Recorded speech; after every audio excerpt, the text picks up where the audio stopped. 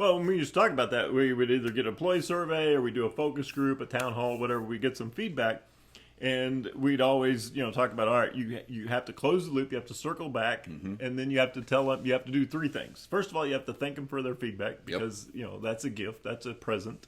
Yep. You have to tell them what you learned from their feedback, and then you have to tell them what you're going to do. And it was even better if when you went back to that meeting, you already had a couple of things that you had done. Yeah. Welcome to It Doesn't Take a Genius. A quick tip before we get started. Nervous public speakers have often used the trick of visualizing their audiences in their underwear to calm their nerves. You may want to try that as you watch Mark and Mike. After all, neither one of them is wearing pants. I'm just saying. Ramsey! Well, hey there. How's it going there, Mike? Great to see you in person again. We're like get together in the same room. That's only the second time in podcast history that this has happened. I'm tickled. I'm personally tickled. And actually, there is just, this millisecond delay with Zoom and all the others. Oh, yeah. So we don't quite, I hold back on saying some things because I know I'm interrupting, but at the wrong time. It'd be normal to step in person. Right. So anyway, it's just interesting how that's playing out. But we're here in the same city at the same time. Mm-hmm. I got a short little story to tell you. Oh, it's story time. It's story time, ladies and gentlemen. Is this a kissing book? What? Oh, I know what you're doing. I'm sorry. That was savage. Oh, thank you. Yes. If you got that joke, put it in the comments. Put it in the comments. Because we're supposed to get you to engage with us. Like, subscribe, etc. So. Oh, yeah. If you got it, it would be inconceivable. All right. So, here's my short little story. And this is a true story. True story. So, I was telling a friend, I said, yeah, people make fun of millennials and say they don't know how to work and, all these problems with millennials.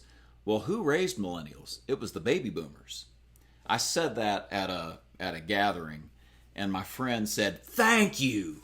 And my friend is considerably younger than I am. He's a millennial himself. And so he, first off, before I even tell you the story, he really resonated with that. There's a lot of millennials that really resonate with that. I can see why, yeah. Yeah, and I don't, I'm not saying I'm sick of hearing baby boomers talk about, oh man, these millennials can't work, because it is a real issue. They're I was talking to a Gen Z guy recently who's a plumber, and he said, I'm really tired today. He came over he's a friend, and he installed the dishwasher. I was like, why are you so tired? He goes, well, my help left. What do you mean your help left? He says, Friday he went to lunch, and then he called and said, do you really need me? Because I don't think I'm coming back. The end. Like, there's no punchline or anything. Like, that's just how his life goes, is, young people saying, I can't work. I don't want to. I'm gone. There's no trauma. There's no, there's a secret story here. Like, this is just how he was raised, and he thinks that's okay. Mm. So I think that's real, and it's a true fact. But doggone it, the baby boomers are the ones who raised these guys. Oh yeah, I tell people all the time. Kids today, they're no different, right? Evolutionary wise, the last 50 years we haven't changed biologically 1%. That is correct. Nothing has changed. The only thing that changed was the environment in which we brought the children up in. That's right. That's it. And we changed the environment, and that changed the outcome of the kids. Yeah, ideas have consequences, and yes. So we said there were some things that were true, and we told our kids this, and one of the things we told them was, you can be anything you want. And that there's a very simple example of kids that got extremely frustrated that they can't be the next superstar of whatever celebrity field you want to pick, and some kids got really disappointed about that and said, you know what, I don't want to be a plumber. Yeah, right. You could be anything you want. Why would you be an electrician? Right. Even though we need you desperately. Even though we would pay you buku bucks. Yes. Anyway. So that's one little snippet. But then he told me a story. So my millennial friend told me a story. He works at a factory. He's an extremely hard worker. I'm sure he's been this way all of his life. I've just heard, sort of a little bit about his background over the years, and he is a true, one of the people that you're just lucky to get because he's such a hard worker. Wherever he's been, that's how he's been. He said he used to work at a factory where the boss would start every shift with a meeting, and at the beginning of the meeting, he would say, "Well, guys, if you don't like your job, McDonald's is hiring down the street." All right. And then he'd go into the meeting. Like every single meeting started with, "If you don't like your job, McDonald's is hiring down the street. Let's start our day." Wow. That's how he started his day.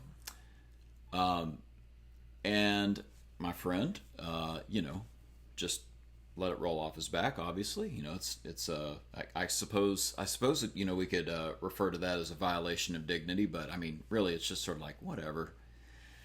Until the day when my friend had his very first sick day. He called in sick. His very first one. He'd worked there for years, and he called in for sick one day. And this boss, who said McDonald's was hiring down the street, called him and cussed him out, saying, "How dare you? Don't you know what you've done? You've caused problems. People are going to have to be working this weekend because you're not here," and da-da-da-da-da. And so my friend, sort of hung up the phone and went and looked at his wife and said, "I think I'm quitting." Nice.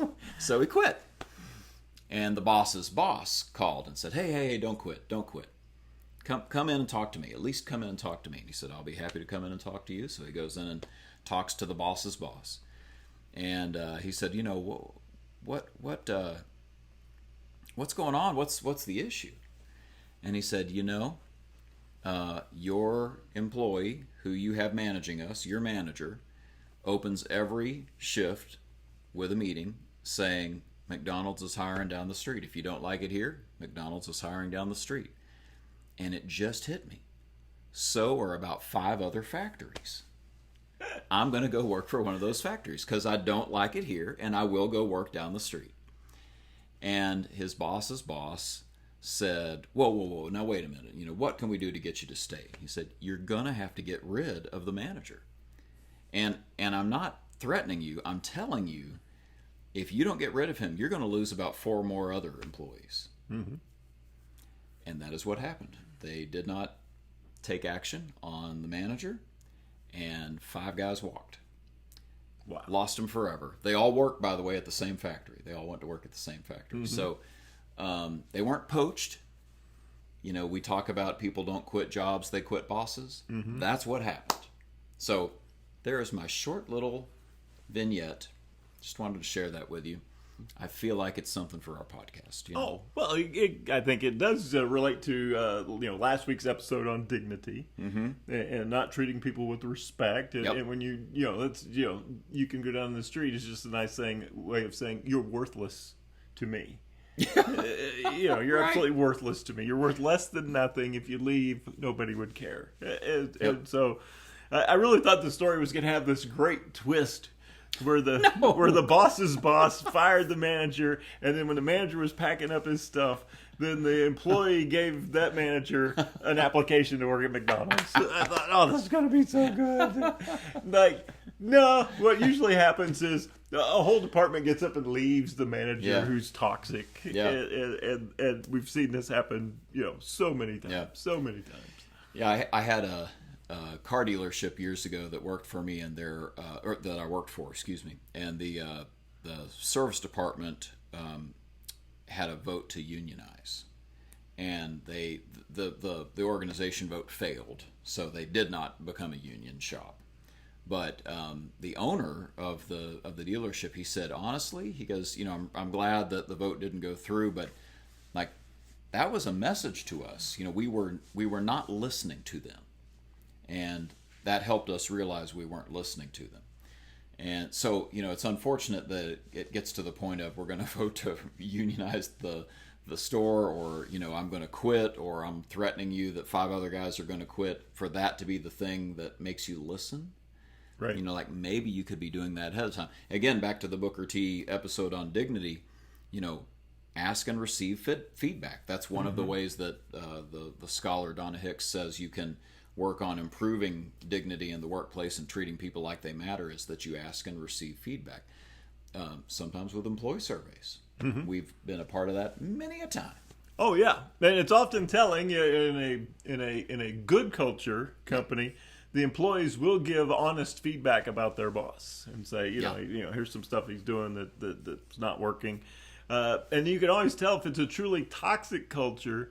The feedback on the toxic boss will be perfect. Yep. This guy, 100% down the board, excellent. You know, the fear of retribution. With zero comments. Yeah, no comments. It just this guy's the best.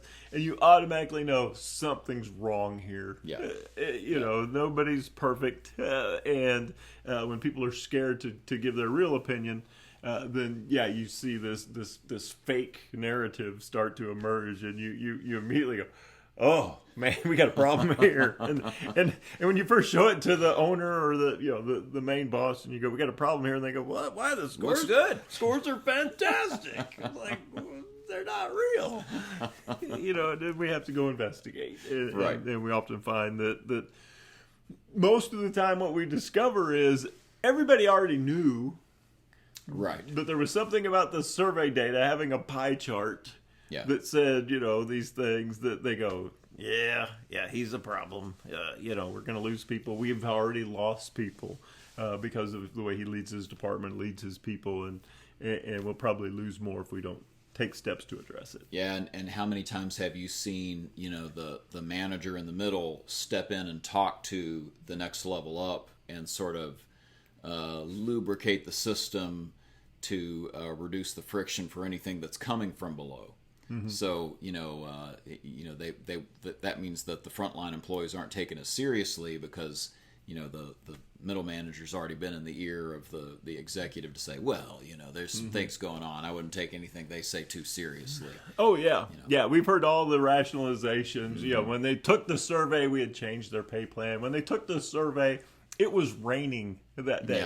When we took the survey, we just told them that half of them would have to work on Memorial Day or Labor Day.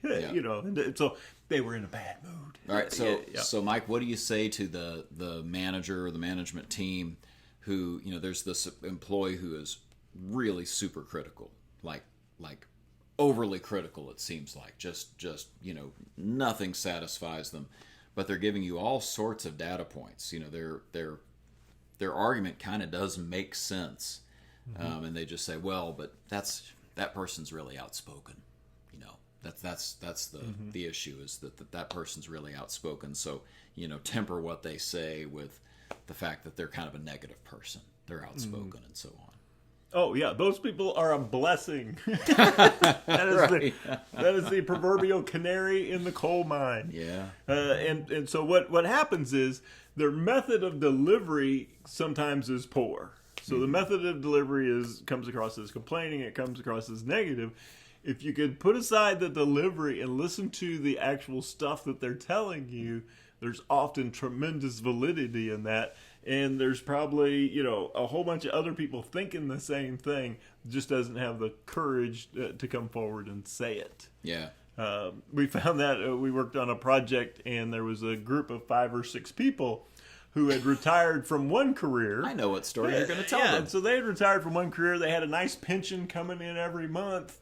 And so when leadership would do something that just didn't make sense, they didn't hesitate to go, that's a pretty dumb idea right there. You know, and the rest of us are sitting around like, yeah, that's what I was thinking.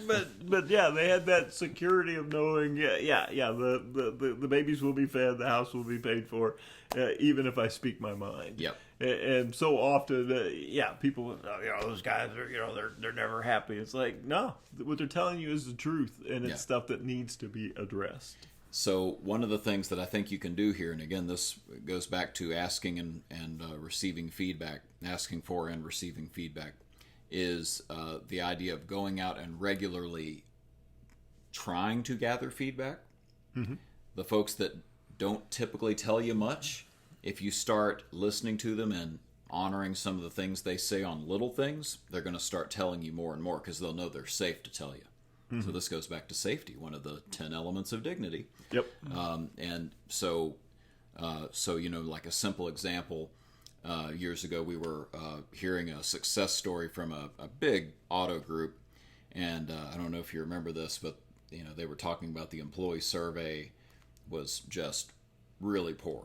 Mm-hmm. And so they started having, I think they called them town halls. They would have these town hall meetings where they were trying to gather input in person. And, the facilitator for the store, that sort of like us, said that, early on it was, the feedback wasn't super constructive. And if you remember, the owner interrupted and said, whatever they say, just do it. Just do it. They want new lines on the parking lot, just do it. They want new trash cans, just do it. They're smaller item things, mm-hmm. but those things got done, and people said, oh, he is listening. He does give a rip. And they started telling them more serious stuff about the processes and the policies and the people of the organization that, really were making, mega impact, really had a multiplication effect. The little stuff had to go first. So that's a technique you can use is to just honor the little things that you're hearing as you're trying to pull it out of people. You honor those things, respond to those things. People will trust you at a higher level and tell you more. Oh, yeah. Well, when we just talk about that, we would either get an employee survey or we do a focus group, a town hall, whatever. We get some feedback. And we'd always, talk about, all right, you have to close the loop, you have to circle back, and then you have to tell them, you have to do three things. First of all, you have to thank them for their feedback because, that's a gift, that's a present. Yep. You have to tell them what you learned from their feedback, and then you have to tell them what you're going to do. And it was even better if when you went back to that meeting, you already had a couple of things that you had done. Yeah. All right, so one of the things you told us was the towel rack in the women's bathroom was broken and been laying on the floor for 6 months. You'll notice it's back up. We appreciate you telling us, and we took care of the customer parking signs. Appreciate you bringing that to our attention as well. Yep. And you have to close that loop. You have to say we fixed this because you told us. Yep. And because they don't always connect the dots between I told them something and then something changed. Yeah. So you connect those dots, and man. It just sails right after that. And so the absolute worst thing you can do, and we tell the people that we work with this, do not do a survey if you don't intend to do anything with the feedback. If you have no intention of doing anything with the feedback, you will actually make things worse by asking them how what would you change around here if you were in charge? What would be the one thing that would make this place more engaging? Whatever your questions are, don't do it if you don't intend to follow through. Man, it gets bad quick. Yeah, employee engagement goes down when you solicit feedback and don't address feedback. Yeah. Yep. Well, this is a pretty simple episode. We knew it would be kind of a short episode, but it was just too good of a story. McDonald's is hiring down the street, and turns out so is every other employer. You reminded me of an application story. I had a technician. Every day, the technician next to him would come in and just gripe, right? I hate this place. This place is the worst. I'm going to go work somewhere else. And the technician he just took it, right? Day after day. And this went on for years. And finally, the technician who was hearing all the complaints, one morning, he went around, this is back in paper application days, he went to other businesses, collected applications, put them in his toolbox. The guy comes over like clockwork. This place is the worst. I'm quitting. I'm going to go work for someplace else. Technician reached in his toolbox and said, here's some applications, fill them out. I can't take it anymore. Put up or shut up. Yeah, you keep threatening to leave. You don't try to make it better. So. That's great. He said the guy didn't bother him anymore. That was the end of that. So if you're going to complain, talk to somebody who can change something. Talk to power, right? Talk to somebody who can actually make a difference in what it is that you see that can make the place better. Yeah, and again, if you're thinking that millennials are the problem, you need to go talk to the millennials. There is a good possibility you have some folks that are really hard workers that will be way more dedicated, that will work after hours. That's one of the statistics in the research is that they'll actually work after hours when they're engaged. Mm-hmm. So you got some millennials that you probably ought to go listen to and verify that you have some things that you could do to make the workforce better for them. Mm-hmm. So with all that being said, You know who's not a millennial? Our announcer? 100%. You know, I think he was Moses' favorite announcer. Oh. And now Moses is approaching the Red Sea. Staff in hand. Yeah, love that guy. You go, Moses. I'm not going to say anything. Take it away. The wise and sage Mr. Wolf. And there you have it, another session of contemporaneous extemporizing from Mark and Mike. I know it's redundant, but consider who we're talking about. As always, feel free to share the ideas you heard here. No right to reserve, no permissions needed. Thanks. See you next time on It Doesn't Take a Genius. That's good enough.